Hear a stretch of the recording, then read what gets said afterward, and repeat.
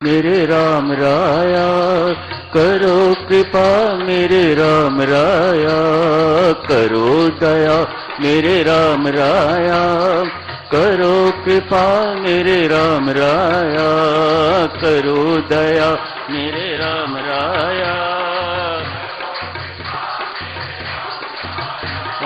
करो दया मेरे राम राया करो कृपा मेरे राम राया करो दया मेरे करो कृपा मेरे राम करो दया मेरे राम राया करो कृपा मेरे राम राया करो दया मेरे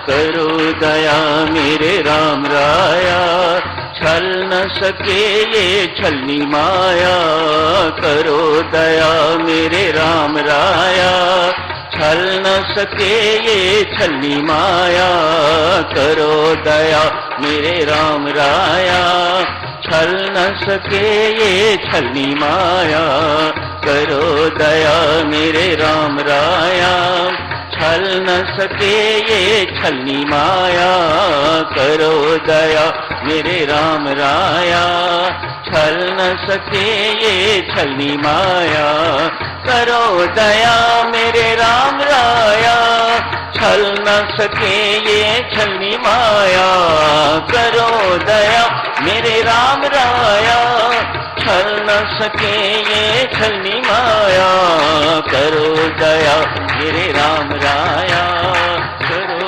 कृपा मेरे राम राया करो दया मेरे राम राया करो कृपा मेरे राम राया। बहुत बहुत धन्यवाद दीपा, बहुत सुंदर बेटा, शाबाश। जिन साधक जनों ने कल और परसों रामायणी सत्संग के लिए नाम दिए थे, जो नाम स्वीकार हुए हैं उनकी सूची बाहर लिख के लगा दी गई है। मेहरबानी करके अपने नाम देखते जाइएगा। जिनके स्वीकार हुए हैं उनसे करबद्ध प्रार्थना है कि समय से पूर्व हरिद्वार पहुंचने की कृपा करें।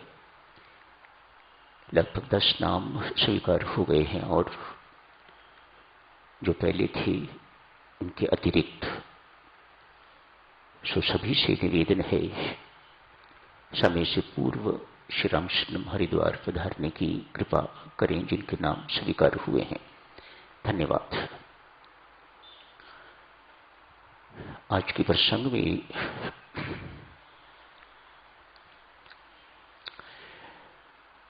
खरदूषण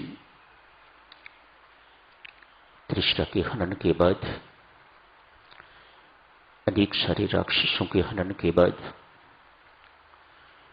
शूर्पणखा बहुत निराश हुई है। खरदूषण जैसे बलवान, तृष्णा जैसे बलवान भी मेरे अपमान का बदला नहीं ले सके। मानो राम लक्ष्मण का हनन नहीं कर सके। रोती चिल्लाती वे लंकापति राजा रावण के पास पहुंचती है। छोटी बहन है रावण की, शूर्पणखा, जाके सारा वृत्तांत सुनाती है। वाल्मीकि रामायण में जैसा कि स्वामी जी महाराज ने वर्णन किया है, रावण 2 बार जाते हैं मारीच के पास। रामचरितमानस में ऐसा नहीं है। पहली बार मारीच समझा बुझा के तो रावण को वापस भेज देता है। रावण मारीच की बात मान जाता है।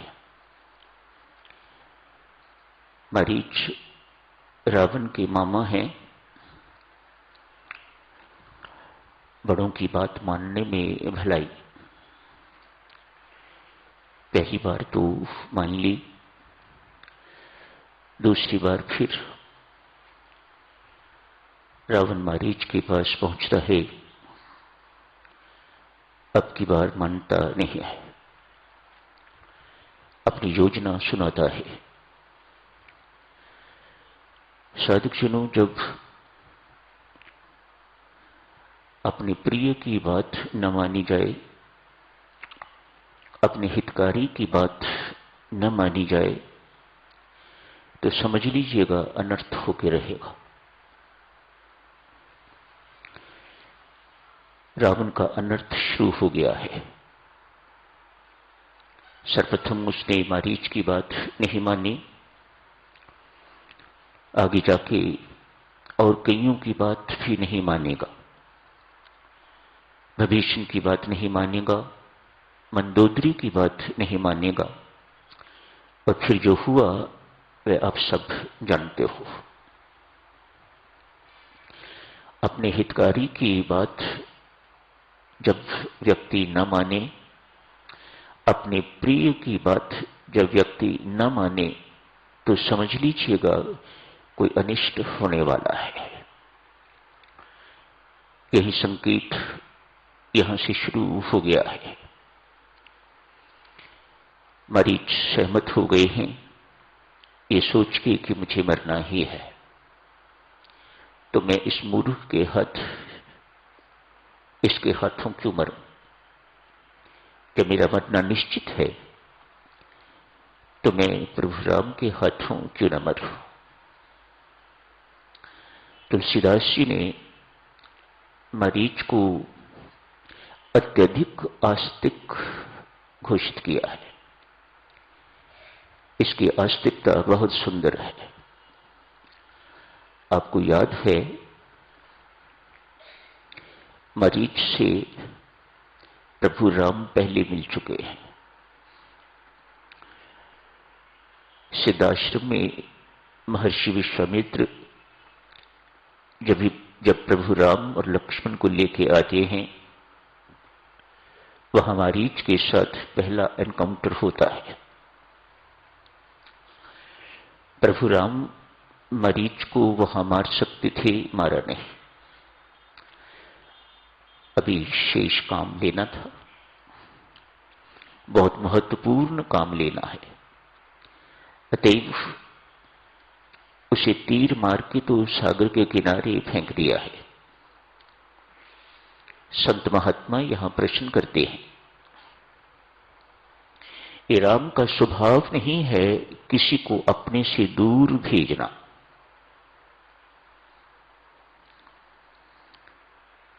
कृपा स्वरूप परब्रह्म परमात्मा श्री राम का स्वभाव है सबको अपनी ओर खींचना, जैसे भगवान श्री कृष्ण का स्वभाव।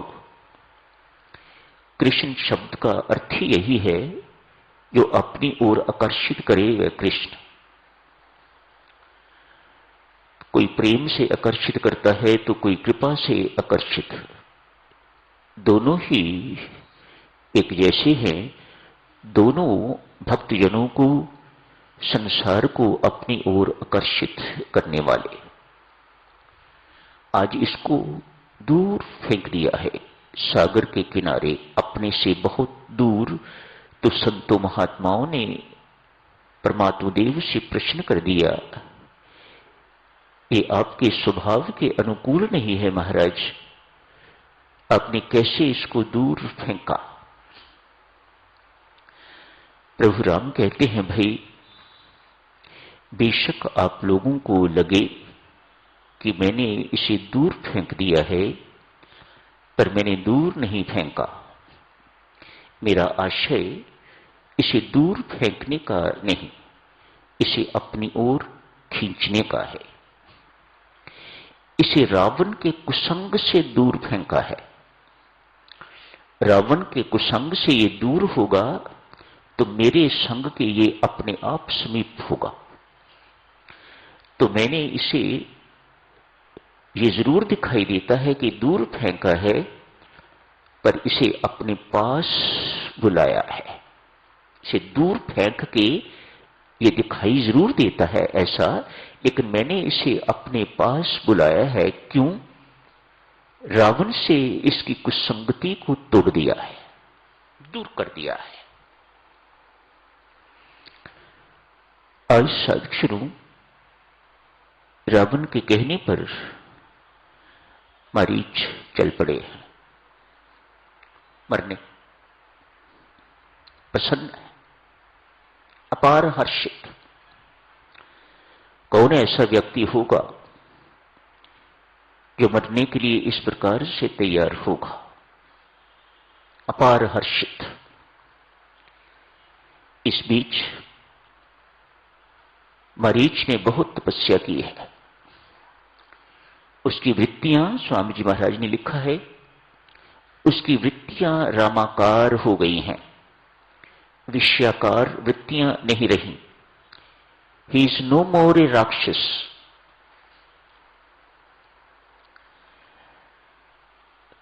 रकार अक्षर से युक्त कोई शब्द सुनता है तो उसे साक्षात राम दिखाई देते हैं। राम रंग का कोई पेड़ दिखाई देता है तो उसे साक्षात राम दिखाई देते हैं। ऐसी वृत्तियों को देवी रामाकार वृत्तियां कहा जाता है। विचार रामाकार हो गए हैं, राम का आकार इन विचारों ने बना लिया है। ऐसे सुंदर विचार जापकों के बन जाते हैं, उन्हें सर्वत्र राम दिखने लग जाते हैं। भगवान शिव के कान भी ऐसे ही हो गए हुए थे, भरत जी महाराज के कान भी ऐसे ही हो गए हुए थे। भरत की कोई प्रशंसा करते तो उन्हें सुनाई देता, हंसते खूब। अपनी प्रशंसा सुन के भरत हंसने वाले नहीं, लेकिन उन्हें सुनाई देता, मेरे रघुराया की प्रशंसा की जा रही है। कान भरत के ऐसे बदल गए हुए थे। भगवान शिव किसी ने रावण कहना हो, लेकिन उन्हें रा के आगे के अक्षर सुनाई नहीं देते थे। जब कोई रा बोलता था तो उन्हें स्पष्ट होता था, अब राम ही तो बोलेगा और क्या बोलेगा। ये भगवान शिव के कान इस प्रकार के ऐसी वृत्तियों को रामाकार वृत्तियां कहा जाता है। मारीच की वृत्तियां भी रामाकार वृत्तियां हो गई हैं। बहुत बड़ी उपलब्धि उसने प्राप्त कर ली है। बहुत प्रसन्न मारीच मरने के लिए जा रहे हैं। किसी ने पूछ दिया, इसमें इतनी प्रसन्न होने की क्या बात है? आप तो मरने जा रहे हो, you are sure to die. Marich कहता है, हां मरने जा रहा हूं, दिखाई तो यही देता है, लेकिन इसके अगला भाग तो देखो। मैं मरने तो जा रहा हूं, लेकिन किन के हाथों मरने जा रहा हूं? रावण के हाथों नहीं, किसी दुष्ट के हाथों नहीं, परमात्मा के हाथों मरने जा रहा हूं। What is so special about these hands? मरीच कहता है, जिन हाथों ने कृपा करने के अतिरिक्त और कुछ नहीं सीखा, आज वही हाथ मुझे मारने जा रहे हैं, तो मेरे लिए कितने गौरव की बात है। ये मरना कोई साधारण मरना नहीं है, ये मरना तो बहुत विशेष मरना है। अरे, जिसके सिर पर राम का हाथ है, उसका कभी अनिष्ट तो नहीं हो सकता। आपको बेशक जैसे मर्जी लगता हो, लेकिन मैं भीतर से बहुत स्पष्ट हूं, मेरा हित ही हित होने जा रहा है। इस मृत्यु में भी मुझे हित ही हित जो है वह दिखाई दे रहा है। प्रभु राम तीर मारते हैं, मरीच मर जाता है। मरकर भी अपना मुख उसने पीछे को मोड़ के रखा हुआ है राम की ओर। अंतिम श्वास निकलने तक मुझे मेरे राम के, मेरे प्रियतम के दर्शन होते रहे। देवियों सज्जनों, संत महात्मा यह कहते हैं, राम की आंखों में आंसू। मरीज, आज पहला अवसर है कि मैं किसी शरणागत को मार रहा हूं। ऐसा अवसर मेरी जिंदगी में फिर कभी न आए। इसलिए राम की आंखों में, दयालु कृपालु राम की आंखें भीगी हैं। इसकी चर्चा साधु न करके आगे बढ़ते हैं। मरीच मर गया है। परमात्मा ने, प्रभु राम ने अपने में विलीन कर लिया है। यहां किसी ने फिर प्रश्न किया, आपने अपना सिद्धांत बदल दिया। प्रभु राम कहते हैं, नहीं भाई, मैंने अपना कोई सिद्धांत नहीं बदला। आपको कैसे लगता है? आपने कहा हुआ है ना, निर्मल मन जन सो मोहि पावे, लेकिन ये तो कपटी भी आपको पा गया। आप कहते हो छल कपट मोहे न भावे, लेकिन यहां पर तो ये कपटी, मायावी, महामायावी, महाकपटी, अति दंभी मरीच आपको पा गया। कृपा सिंधु राम कहते हैं, नहीं भाई, मेरा सिद्धांत तो यही है ना, कोई कपटी, दंभी, मायावी मुझे नहीं पा सकता, पर मैं तो पा सकता हूं ना। मैंने उसको पाया है, उसने मुझे नहीं पाया। सो मेरा सिद्धांत बिल्कुल अटल है। परमात्मा की कृपालता देखिएगा। किसी ने कहा, महाराज सुग्रीव आपके चरण शरण में आया है। भगवान राम कैसे स्वामी हैं मेरी माताओं सज्जनों, जिनके हम सेवक। कहते हैं, कौन कहता है सुग्रीव मेरी शरण में आया है? मैं सुग्रीव की शरण में गया हूं। ऐसे मालिक है हमारे। आज कहा, मरीच मुझे नहीं पा सकता था, लेकिन मैं तो मरीच को पा सकता हूं। मेरे ऊपर तो कोई सिद्धांत लागू नहीं होता, मेरे ऊपर तो मेरा विधान भी लागू नहीं होता, मेरे से बड़ा नहीं है। ये मेरे कृपा शास्त्र में लिखा हुआ है। किसी शास्त्र में ना लिखा हो, मेरी कृपा शास्त्र में लिखा हुआ है। मैं कपटी नहीं है। यहां भगवान एक और बात स्पष्ट करते हैं, मरीच कपटी नहीं है, वह निष्कपट है। कपटी तो मैं तब मानता यदि कपटी होते हुए अपने आप को निष्कपट मेरे सामने प्रस्तुत करता, तो मैं कहता कि यह कपटी है। ये कपटी है, लेकिन जैसा है इसने वैसा ही मुझे मेरे सामने प्रस्तुत किया है। मैं इसको निष्कपट मानता हूं। ये निष्कपट है। हम भीतर से कुछ हैं, अपने आप को कुछ प्रस्तुत करते हैं, भिन्न प्रस्तुत करते हैं, तो ये कपट है। लेकिन यदि हम हैं ही कपटी और हम अपना कपट ही प्रस्तुत कर रहे हैं, तो फिर भगवान कहते हैं कि मैं ऐसे को कपटी नहीं मानता। जैसा है उसने वैसा ही अपने आप को प्रस्तुत किया है। ऐसे करुणा वरुणालय हैं परमात्मा देव। तो प्रसंग यही समाप्त करने की इजाजत दीजिएगा।